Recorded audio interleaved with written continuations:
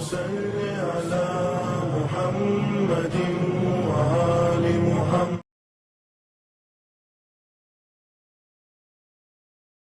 اعوذ باللہ من الشیطان الرجیم. بسم اللہ الرحمن الرحیم. الصلاۃ والسلام علی اشرف الانبیاء والمرسلین وخاتم النبیین ابی القاسم محمد. اللہم صلی علی محمد وآل محمد وعجل فرجہم. اما بعد فقد قال اللہ تعالی فی کتابہ المبین وفرقان الحمید وقولہ الحق وَلَقَدْ خَلَقْنَا الْإِنسَانَ مِنْ سُلَالَةٍ مِّن طِينٍ. صدق اللہ العلی العظیم. اللہم صلی علی محمد وآل محمد وعجل فرجہم. السلام علیکم ورحمۃ اللہ وبرکاتہ. شروع کرتے پروردگار عالم کے نام سے جو رحمان الرحیم ہے، جو کائنات کا خالق و مالک ہے، اور جس نے اپنے بندوں کو بہترین شکل و صورت دی، بہترین ذہن، بہترین میموری، بہترین انٹیلیجنس اور معرفت کے ساتھ اللہ نے ہم کو دنیا میں بھیجا. اور یہ میموری کا ہونا، انٹیلیجنس کا ہونا، یہ سب کچھ، یا صحت کا ہونا، سب سے بڑی نعمتوں میں سے ایک نعمت یہ بھی کہ انسان صحت مند ہو. تو یہ ساری نعمتیں جب ہم اپنے آپ کو دیکھتے ہیں، جب ہم اپنی باڈی کو، اپنے باڈی پارٹس کو دیکھتے ہیں اور اس کے اوپر غور و فکر کرتے ہیں، تو واقعی میں دل کہہ اٹھتا ہے کہ پروردگار تو کتنا عظیم ہے، تو کتنا اعلیٰ ہے، تو کتنا بہترین خلق کرنے والا ہے. اور خود اللہ سبحانہ و تعالیٰ کلام پاک میں ارشاد فرماتا ہے. ہم نے دیکھا سورہ مومن کی آیت نمبر 85 میں. بسم اللہ الرحمن الرحیم. هو الذی خلقکم من تراب. اللہ خود فرماتا ہے سورہ مومن میں کہ میں نے انسان کو بنایا، میں نے انسان کو خلق کیا مٹی سے. آیت انکمپلیٹ میں نے بیان کی. کمپلیٹ آیت اگر آپ دیکھیں، آیت نمبر 67، اگر آپ پوری آیت دیکھیں کہ اللہ نے ایک پورا پروسیس بتایا ہے کہ میں نے انسان کو تراب سے بنایا، پھر وہ نطفہ بنا، وہ جمع ہوا خون بنا، پھر وہ طفل بنا. یعنی وہ ایک ایک سٹیپس، جو سٹیجز ہے ایمبریو کے، وہ سارے اللہ سبحانہ و تعالیٰ نے قرآن مجید میں بیان کیا ہے. اور جس کی ایک میں نے ابھی آپ کو ریفرنس دیا سورہ مومن کی آیت نمبر 67، کہ اللہ نے وہ سارے ایمبریو کے سٹیجز بیان کیے کہ کیسے ایک بچہ فارم ہوتا ہے شکم مادر میں. مگر جو آغاز ہے، جو بیس ہے، وہ کیا ہے؟ تراب، مٹی. تو اللہ کیا کہتا ہے؟ میں نے مٹی سے انسان کو خلق کیا، اور بعد میں پھر وہ جمع ہوئے خون کا نطفہ بنا، اور پھر وہ انسان بنتا چلا گیا، وہ بچہ ہوا، وہ رحم مادر میں منتقل ہوا. یہ سب ہو رہا ہے، مگر آغاز کس سے؟ مٹی سے، تراب سے. اب یہیں پر ہم نے لاسٹ ایپیسوڈ میں دیکھا تھا کہ اللہ نے ملائکہ کو حکم دیا کہ وہ زمین سے، کرۂ ارض سے، روئے زمین سے، عدیم الارض سے خاک لے کر آئے. اور جب ملائکہ وہ خاک لے کر آئے، یا وہ کوئی ایک ملک یا جناب اسرائیل جب وہ خاک لے کر آئے، جب وہ مٹی لے کر آئے، تو اللہ نے اس مٹی کو مکس اپ کر دیا، اور مکس کرنے کے بعد اس کو بنانے کا شروعات کیا، انسان بنانے کا یا جناب آدم بنانے کا اللہ نے آغاز کیا. ایک روایت میں ہے، مفسرین قرآن ائمہ طاہرین سے نقل کرتے ہیں کہ سورہ انعام کی آیت نمبر 95 کی تشریح کرتے ہوئے بیان کرتے، ان اللہ فالق الحب والنوا. فرمایا کہ اللہ ہی وہ ہے کہ جو مٹی، اللہ ہی وہ ہے جو گرینز اور سٹونز دونوں سے کوئی جاندار کو پیدا کرتا ہے. اللہ گرینز کو بھی شگافتہ کرتا ہے، سٹونز کو بھی شگافتہ کرتا ہے. یا ہم سیڈز دیکھیں، سیڈز آر لائک سٹون، تو وہ سیڈز بھی شگاف ہوتے ہیں اور اس سے ایک پورا فروٹ ٹری بن جاتا ہے، اور گرینز بھی شگاف ہوتے. یہاں پر اس کے مختلف مطالب میں سے ایک تفسیر یہاں اس طرح بھی ملتی ہے کہ جب ملک مٹی لے کر آئے، اور وہ مٹی کس طرح سے تھی، ایک رائٹ ہینڈ میں تھی اور تھوڑی سی لیفٹ ہینڈ میں تھی. تو جب یہ رائٹ ہینڈ اور لیفٹ ہینڈ والی مٹی جمع ہوئی تو جب اللہ نے دیکھا تو اللہ نے کہا کہ میں جو رائٹ ہینڈ سے جو خاک ہے، جو تمہارے رائٹ ہینڈ میں جو خاک ہے، اس سے مومنین بنیں گے، اور جو لیفٹ ہینڈ میں ہے اس سے مشرکین اور اللہ کے نافرمان ڈس اوبیڈینٹ بندے بنیں گے نا۔ اس کو ہم اس طرح نہیں لے سکتے، مس انڈرسٹینڈ نہ کریں کہ اللہ نے ویسے بنایا، نہیں، اللہ نے پھر دونوں خاک کو ملا دیا، یعنی دونوں ذرات کو ملا دیا، صرف بتایا تھا کہ یہ پارٹ سے جو بنے گا وہ نیک ہوگا، یہ پارٹ سے جو بنے گا وہ نافرمان ہوگا، مگر پھر ان دونوں مٹیوں کو خداوند عالم نے مکس اپ کر دیا، اور جب اللہ نے اس کو مکس اپ کر دیا تو اب یہاں پر معصومین فرماتے ہیں حب سے مراد، یہاں پر حب یعنی گرینز، حب سے مراد مومنین لیا گیا، اور نوا سے مراد مشرکین کی خلقت کی طرف اشارہ کیا گیا۔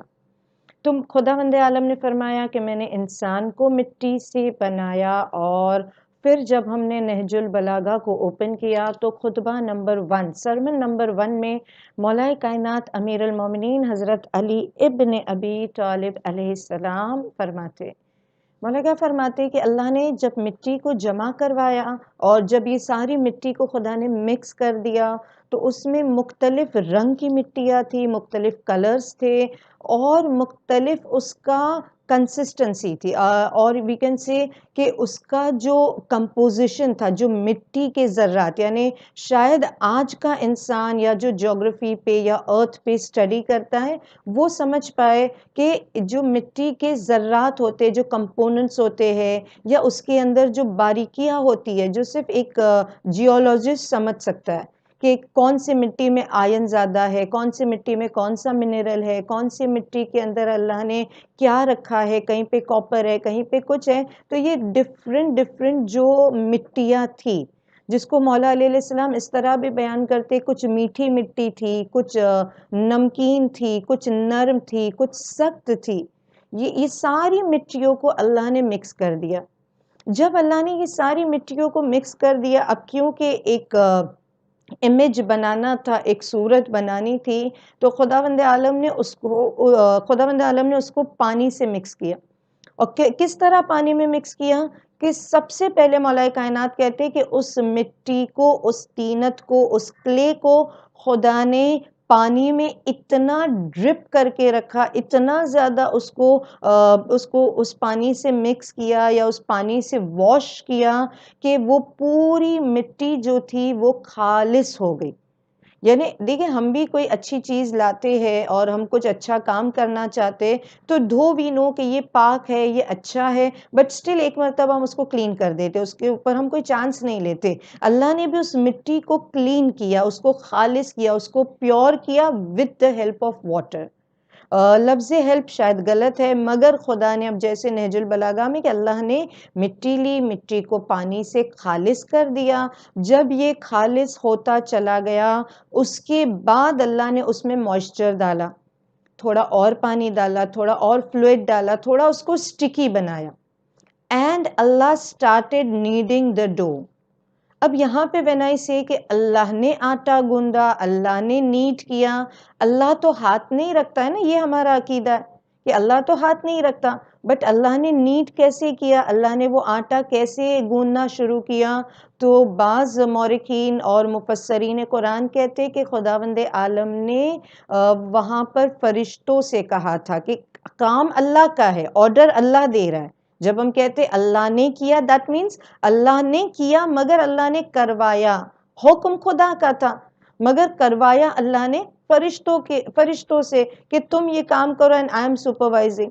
تو یا فرشتوں نے اس آٹے کو گوندا، یا مفسرین کہتے کہ جب خدا کہتا ہے کہ میں نے کیا، اس کا مطلب ہے کہ اللہ چاہے ہاتھ نہ رکھتا ہو، جسم و جسمانیت کا محتاج نہ رکھتا ہو، مگر اس کے باوجود کوئی شخصیت ایسی تھی جو فرشتوں کی خلقت کے پہلے بھی موجود تھی، انسانوں کی خلقت کے پہلے بھی موجود تھی، اور جس کو خدا نے ید اللہ کا خطاب دیا تھا، اور یہ ید اللہ تھا کہ جن کے ہاتھوں سے، یعنی امیر المومنین ہی کے ہاتھوں سے شاید خداوند عالم نے جناب آدم کا پتلا بنایا۔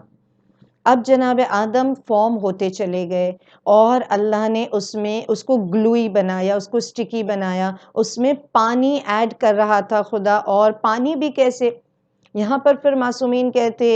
امام جعفر صادق علیہ السلام سے بھی روایت ہے اور امام محمد تقی علیہ السلام سے بھی ہے کہ جب امام سے سوال ہوتے تھے،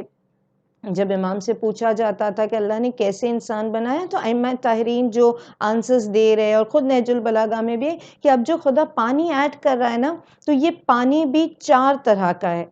اس میں خدا نے سویٹ واٹر کا یوز کیا ہے، اللہ نے ساور واٹر کا یوز کیا ہے، اللہ نے بٹر واٹر کو یوز کیا ہے، تو پانی بھی مختلف مختلف تھے۔ معصوم امام فرماتے، تقریباً یہ 5ویں امام 6ٹھے امام سے یہ روایت ہے کہ امام نے فرمایا کہ اللہ نے جب پانی ایڈ کیا تو وہ جو سویٹ واٹر تھا، جو میٹھا شیریں پانی تھا، یہ پانی جب وہ جو امیج بن رہا تھا، یہ اللہ نے تھروٹ کے لیے استعمال کیا۔ انسان جب کھانا کھاتا ہے، جب ٹیسٹ کرتا ہے، تو جس طرح سے کھانا یعنی انسان کو ضرورت ہوتی ہے ٹیسٹ کی، تو اللہ نے جب انسان کو خلق کیا اور اس کے different parts of the body کی ضرورتوں کے اعتبار سے خلق کیا، تو انسان کے تھروٹ کے لیے خداوند عالم نے میٹھے پانی کا استعمال کیا۔ آنکھوں کے لیے اللہ نے نمکین پانی کو لیا، اور ایئرز کے لیے، کانوں کے لیے خداوند عالم نے بٹر واٹر کو، کڑوا پانی استعمال کیا، اور جو تھوڑا سا گندا سا پانی تھا، یعنی لفظ گندا ہم استعمال کریں، مگر جو تھوڑا سا یعنی اچھا پانی نہیں تھا، کلین واٹر نہیں تھا، اس پانی سے خداوند عالم نے ناک کی طرف اس کو روانہ کیا۔ تو مٹی بھی مختلف ٹائپس کی تھی، ڈفرینٹ ٹائپس کی اور ڈفرینٹ کلرز کی ہے، اور اس میں پانی بھی ڈفرینٹ کلرز کا ہے، اور جب یہ مختلف رنگ کا پانی جمع ہوتا گیا، مختلف قسم کا پانی جمع ہوا، پھر اللہ جو عناصر اس میں ڈال رہا ہے، کیونکہ پورا ایک انسان بنا رہا ہے، تو ڈفرینٹ خواہشات ہو، اس کے اندر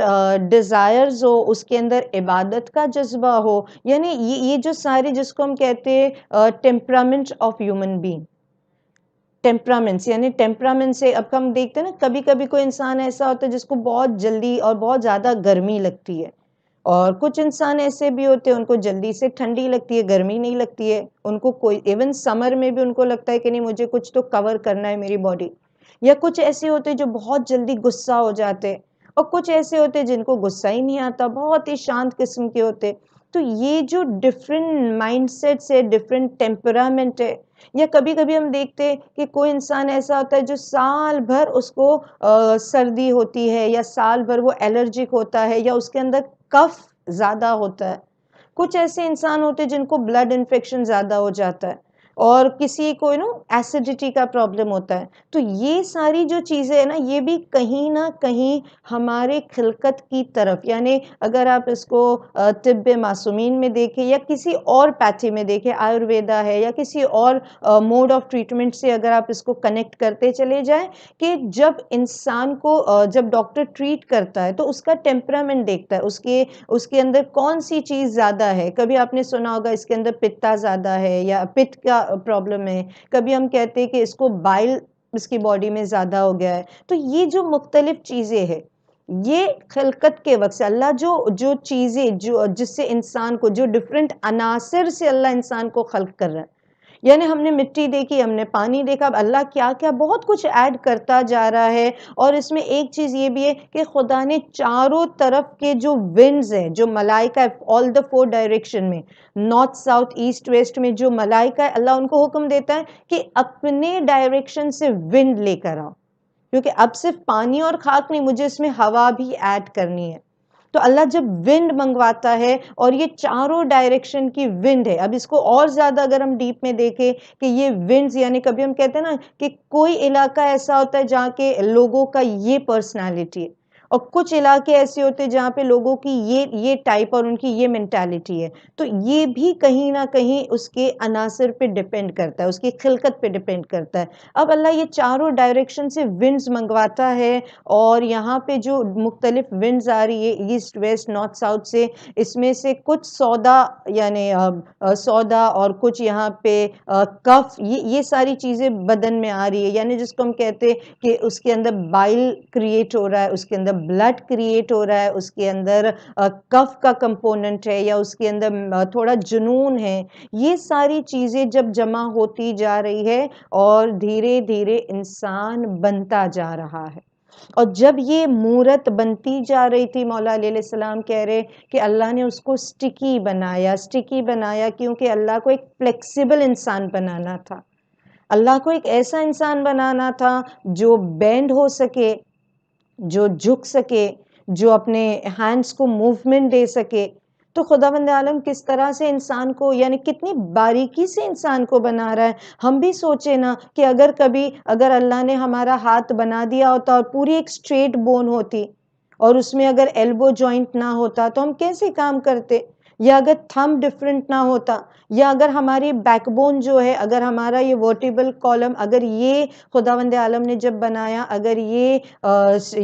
اس کے اندر اس طرح سے اللہ نے پلیس نہ کیا ہوتا،